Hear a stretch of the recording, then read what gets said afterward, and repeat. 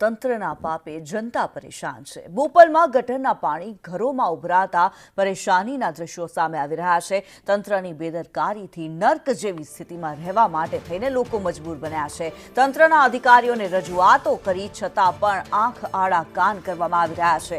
વરસાદ બાદ દર વર્ષે ગટરના પાણી ઉભરાવાની સમસ્યા સર્જાય છે। વિભૂષા બંગલોઝના રહીશો ગટરના પાણીમાં રહેવા માટે મજબૂર બની જાય છે।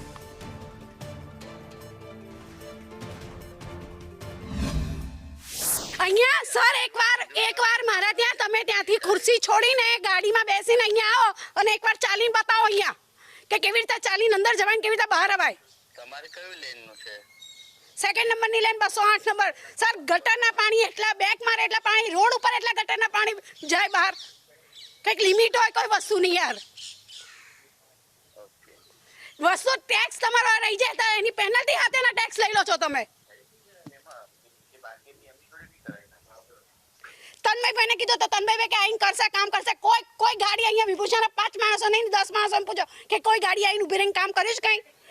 વિડીયો ઉતારી નીકળી જવાનું। કાલે મળી ગયા હતા ને તમને? કોઈ મળવા નથી આવ્યું મને, નથી આવ્યું મને મળવા, ના નથી આવ્યા।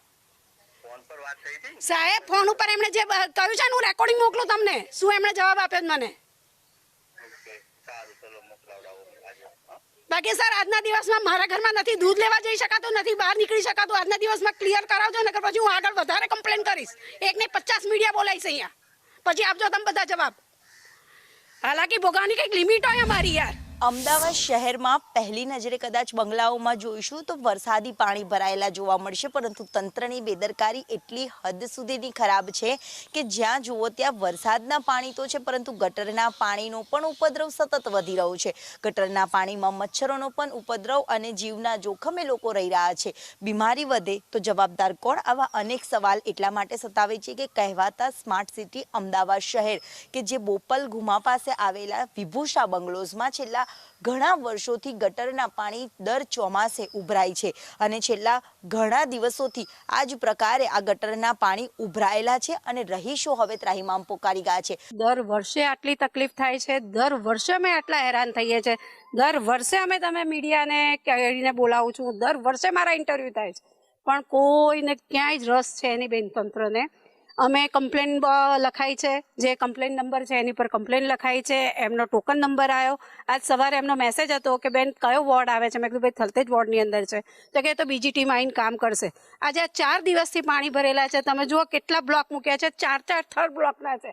આની ઉપરથી અમારે જવું આવું કેવી રીતે? આટલું બધું તો ટાઈમ ટુ ટાઈમ અમે ઓડા ટેક્સ ભરીએ, આ ટેક્સ ભરીએ, જે બી ભરીએ બધું ભરીએ, કયું વસ્તુ બાકી રાખી છે? તોય ગવર્મેન્ટને આવી ખબર નથી પડતી કે ચોમાસામાં આ વસ્તુ પહેલાં થવી જોઈએ।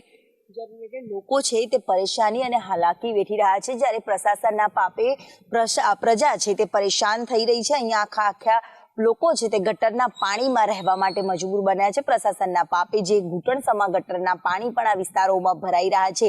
કહેવાતા સ્માર્ટ સિટી અમદાવાદની આ વરવી વાસ્તવિકતા જે સામે આવી રહી છે કે મોટા મોટા બંગલાઓ તો બનાવી દેવામાં આવ્યા છે, વિકાસ પણ કરી દેવામાં આવ્યો છે, પરંતુ પ્રી મોન્સૂનના દાવાઓ પોકળ સાબિત થતા રોડ પર જોવા મળે છે। જ્યારે પ્રશાસનની કામગીરીને સવાલ ઊભા કરે અને નબળી કામગીરીના ઉદાહરણ આપે તેવા આ રહીશો છે તેનું ઉદાહરણ જે પરેશાની ભોગવી રહ્યા છે તે બોલતા ઉદાહરણ સામે આવી રહ્યા છે।